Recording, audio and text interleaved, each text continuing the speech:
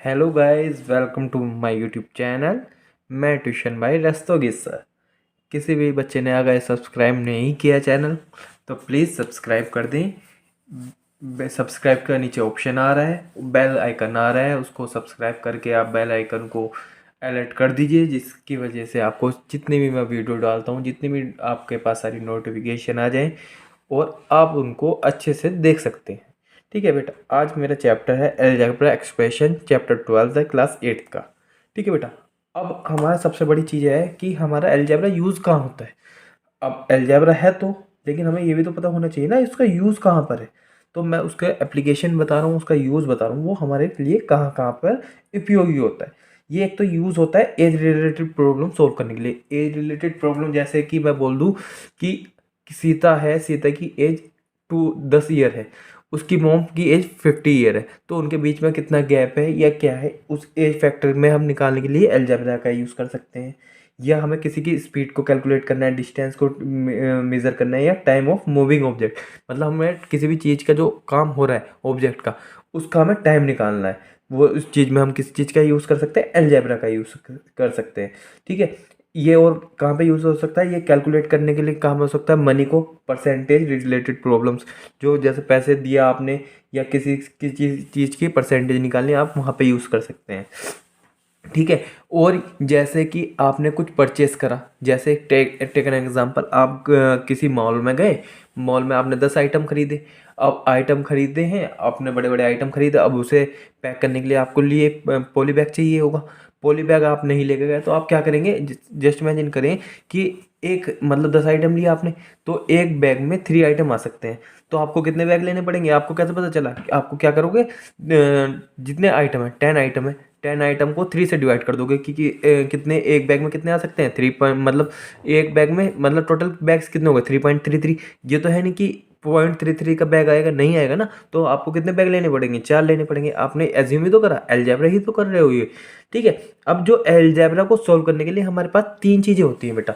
एक होता है वेरिएबल, कांस्टेंट और कोफिशिएंट। मतलब वेरिएबल जो मेन होता है, जो अलजेब्रा प्ले करता है, वो वेरिएबल्स और कांस्टेंट पे प्ले करता है। वेरिएबल जो भी है वो चेंज हो सकता है, वेरी हो सकता है। जैसे कि मैं बोल दूं, वेरिएबल्स क्या हो सकते हैं, एक्स वाई जेड कुछ भी हो सकता है, ए बी सी डी कुछ भी हो सकता है, यू कुछ भी ले सकते हैं वर्ड। ठीक है, लेकिन जो हमारा कांस्टेंट है, कांस्टेंट हमारा फिक्स होता है कि वन, जैसे उसमें नंबर ही लिखे जाते हैं। जैसे मैं लिख दूं 3x+10, तो हमारा 10 क्या हो गया, कांस्टेंट हो गया। और 3x क्या हो गया, हमारा x जो हो गया वहाँ पे वेरिएबल्स हो गया। मतलब हम किसके उसमें ले रहे हैं, वो x वेरिएबल ले रहे हैं। ए बी सी डी आप कुछ भी रख सकते हैं, वेरिएबल जो है वो चेंज हो सकता है, लेकिन आपका जो ये है कांस्टेंट, ये चेंज नहीं हो सकता। ये नंबर ही तो लिखोगे आप, डिजिट ही तो लिखोगे, कांस्टेंट वही तो होता है। मैं जैसे बोल रहा हूँ कि आपका या तो वेरिएबल होगा या कांस्टेंट होगा। ठीक है, वेरिएबल में बोल दिया A B C P Q R and so, कुछ भी ले सकते हैं। वेरिएबल कुछ भी वेरी कर सकता है। आपने इक्वेशन देखी होगी 3x+5, तो यहाँ पे वेरिएबल क्या हो गया, 3x हो गया, क्योंकि वेरिएबल क्या है यहाँ पे, एक्स वाई जेड है, ये कांस्टेंट हो गया। ठीक है, ये कांस्टेंट है 5, वेरिएबल क्या हो गया, x हो गया। अगर यहीं पे आपसे क्वेश्चन पूछ ले कि आपका कोफिशिएंट ऑफ x क्या है, कोफिशिएंट हमेशा याद रखना, कोफिशिएंट ऑफ x, जिस चीज़ को मैं पॉइंट आउट कर रहा हूँ, मैं किसे पॉइंट आउट कर रहा हूँ, x को कर रहा हूँ ना।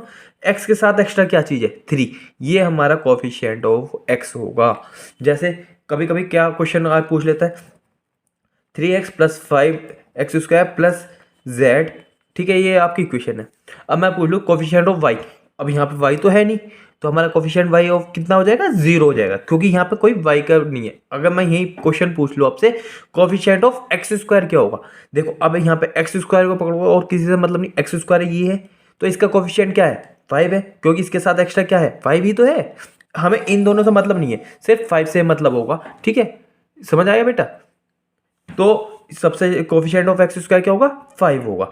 ठीक है, जैसे अब आपका आ गया 3x+4y+5z, मैं पूछूं कोफिशिएंट ऑफ x, तो कोफिशिएंट ऑफ x 3 होगा। मेरे को इनसे मतलब नहीं है, क्योंकि मैं पॉइंट आउट किसे कर रहा हूँ, x वाले को पॉइंट आउट कर रहा हूँ। ठीक है बेटा, थैंक यू बेटा। जैसे मैंने बताया था, यहाँ पे वेरिएबल x का क्या होगा, 3 होगा। ठीक है, जैसे अब मैं बोल देता हूँ यहाँ पे वेरिएबल ऑफ z बताना है। वेरिएबल ऑफ z इस वाली इक्वेशन में कौन सा होगा, वेरिएबल ऑफ z। ना तो 3 यहाँ पे भी z नहीं आ रहा, यहाँ पे भी z नहीं आ रहा और यहाँ पे z आ रहा है, तो वेरिएबल क्या हो गया, कोफिशिएंट क्या हो गया z का, 5 हो गया। कभी कभी इक्वेशन इस टाइप की आ जाती हैं, 3xy + 4yz + 4xp, ये आपकी इक्वेशन आ गई। मैं पूछ लेता हूँ वेरिएबल, मेरे को कोफिशिएंट बताना है x का। देखो x किस किस में आ रहा है, एक तो इसमें आ रहा है, एक x इसमें आ रहा है, तो कोफिशिएंट ऑफ x क्या हो गया, एक तो 3y हो गया, प्लस का साइन है, प्लस आ गया, 4p हो गया। तो यहाँ से मेरे को कैसे पता चल गया कोफिशिएंट ऑफ x क्या हो गया, एक तो यहाँ पे x के साथ 3y एक्स्ट्रा है और यहाँ पे 4p एक्स्ट्रा है, दोनों को एडिशन हो रहा है बीच में, तो एडिशन लिख दिया। ठीक है, अब हम क्वेश्चन की तरफ चलते हैं, उसमें और आपका क्लियर हो जाएगा। एक्सरसाइज आपकी है 12.1, ठीक है, क्लास 8 की, उसमें चलते हैं। मैंने देखो बेटा इसमें लिख भी रखी है। ठीक है, अब लेकिन इससे पहले, समझने से पहले यहाँ पे थोड़ा सा ध्यान दे लेना। वेरिएबल्स मैंने आपको क्या बताया कि ABCD कुछ भी हो सकता है, ये वेरी कर सकता है।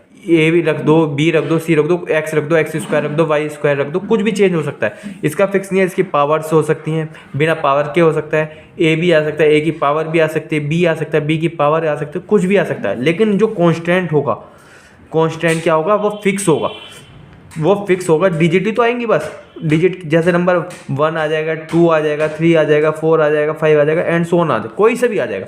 लेकिन डिजिट तो फिक्स ही है ना, कि यही आनी है। वेरिएबल में फिक्स तो नहीं है ना कि ए आ गया या बी आ गया या सी आ गया। ये वेरिएबल वेरी कर सकता है, नाम से ही पता चल रहा है। वेरिएबल मतलब वेरी करना, कॉन्स्टेंट मतलब फिक्स होना, कि ये फिक्स हो गया। ठीक है, अब जैसे क्वेश्चन की तरफ चलते हैं हम, एक्सरसाइज 12.1 में। सबसे पहला फर्स्ट क्वेश्चन क्या है, subtraction of z from y। मैं क्या करना है, subtraction of z from y। किस में से सब्ट्रैक्ट करना है, फ्रॉम y में से। किसे सब्ट्रैक्ट करना है, z को हमें किस में से सब्ट्रैक्ट करना है, y में से करना है। तो हमारा क्या आंसर आ जाएगा, y - z। कैसे पता चला बेटा, हमें सब्ट्रैक्शन करना है। इसमें क्लियर दे रखा है आपको, subtraction of z from y, कि हम y में से z को सब्ट्रैक्ट कर देंगे। तो हमारा क्या आंसर आ जाएगा, y - z। बेटा समझ आ गया सबको, क्या करा आपने, y - z कर दिया। ठीक है, और भी इसका दूसरा क्वेश्चन, दूसरे पार्ट की तरफ हम चलते हैं। 1/2 of the sum of number xy। Sum of number xy, sum का मतलब क्या होता है, जोड़। किस किस का, x और y का जोड़, एक्स वाई का जोड़ हो गया। 1/2 का मतलब क्या होता है, इनका हाफ। क्या करा मैंने इसमें, क्या क्वेश्चन क्या बोल रहा है कि 1/2 of the sum of number x and y। मैं बोल रहा हूँ कि नंबर जो हमारे एक्स वाई हैं उनका हाफ चाहिए। मैं सबसे पहले सम क्या है, कौन से नंबर है, एक्स वाई, उनका सम हो गया x + y, कि उसका क्या है, हाफ है। हाफ क्या हो गया, पूरे का हाफ हो गया। ठीक है, तीसरा पॉइंट की तरफ चलते हैं। The number z multiply by itself, कि जो नंबर है z वो अपने आप से ही मल्टीप्लाई हो रहा है। तो z मल्टीप्लाई बाई z, तो क्या आ जाएगा, z²। मैं बोल दूँ कि मेरा नंबर 2 है, वो अपने आप से ही मल्टीप्लाई कर रहा है, तो 2 × 2 = 4। अगर मैं यहाँ ये मेंशन करता कि the number z multiply by others number, other का नंबर मेरे को नहीं पता, अगर नहीं है तो कोई अदर नंबर डल जाता, कि अब मैं बोल देता कि z मल्टीप्लाई बाई x, तो zx हो जाता। लेकिन मैं क्या करूँ, the number z multiply by itself, जो नंबर z है वो अपने आप से ही मल्टीप्लाई कर रहा है, अपने z है वो अपने आप से मल्टीप्लाई कर रहा है, तो क्या हो गया, z² हो गया। फिर क्या है, फोर्थ पार्ट देखो, 1/4 of the product of number P Q. Product किसे कहते हैं, मल्टीप्लाई करते हैं। तो कौन सा नंबर है, पी क्यू का प्रोडक्ट, पी क्यू का प्रोडक्ट का क्या है, 1/4 है, तो 1/4 ऑफ पी क्यू। समझ आ गया बेटा, कैसे क्या बोला, इसमें प्रोडक्ट है पी क्यू का। प्रोडक्ट का मतलब होता है मल्टीप्लाई, मल्टीप्लाई किसकी, पी और क्यू की मल्टीप्लाई हो गई, उसका क्या है, 1/4 है, तो 1/4 पी क्यू आ गया। ठीक है, फिर नेक्स्ट पार्ट देखो, number x and y both squared and added. जो नंबर है x और y बोथ स्क्वायर्ड, पहले x² हो गया नंबर, पहले नंबर कौन से थे, x था, y था, उसमें फिर बोल दे बोथ स्क्वायर्ड, दोनों को स्क्वायर कर दिया। ठीक है, दोनों का मैं बोल दूं, पहले यहाँ पे लिखो कि x² मतलब पहले स्क्वायर्ड हुआ, x² हो गया और y² हो गया, स्क्वायर कर दिया, उसके बाद जोड़ दो, तो ये आ गया आपका आंसर। क्या समझ कैसे आया, number x and y both squared and added. पहले मैंने क्या किया, नंबर x y था, मैंने बोल दिया नंबर का स्क्वायर कर दिया, तो x² हो गया, दूसरा क्या हो गया, y² हो गया। फिर मैंने क्या कि मैंने स्क्वायर करने के बाद इन्हें जोड़ दिया, ऐड कर दिया, तो x² + y²। ठीक है, इसका 6th पार्ट की तरफ चलते हैं। Number 5 added to 3 times the product of m and n। क्या कि कौन सा प्रोडक्ट का नंबर, m एंड n का, एम एन प्रोडक्ट हो मल्टीप्लाई हो गया एम एन एन की कितने टाइम्स है 3 times the product 3 times product के 3 टाइम्स हो गया। फिर क्या करना है नंबर 5 एडिड तो 5 ऐड कर दिया। क्या आप करा सबसे पहले product of M and N. Product का मतलब क्या होता है मल्टीप्लाई होता है किस किस की एम की और एन की प्रोडक्ट कर दिया। वो कितने टाइम्स है 3 टाइम्स 3 टाइम्स कर दिया। जब 3 टाइम्स होगा उसमें क्या ऐड करना 5 ऐड करना तो 5 ऐड कर दिया मैंने। ठीक है फिर नेक्स्ट पार्ट देखो product of number y and z subtracted from z वो 10।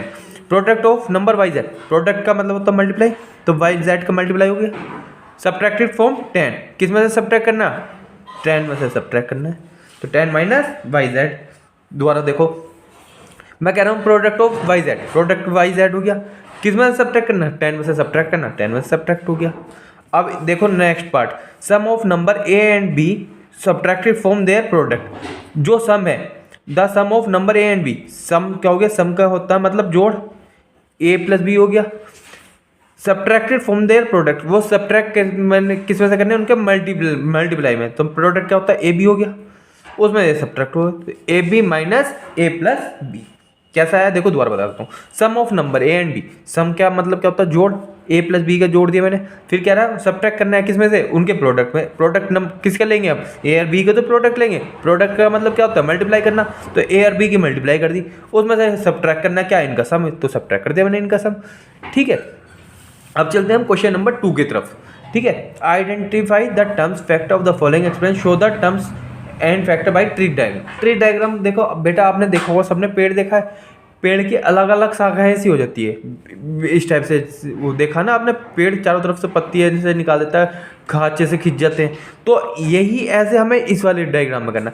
तो एक्सप्रेशन क्या है हमारा x-3 है x-3 है ना क्या चीज़ दे रखी है x-3 तो x-3 मैंने एक्सप्रेशन ले लिया।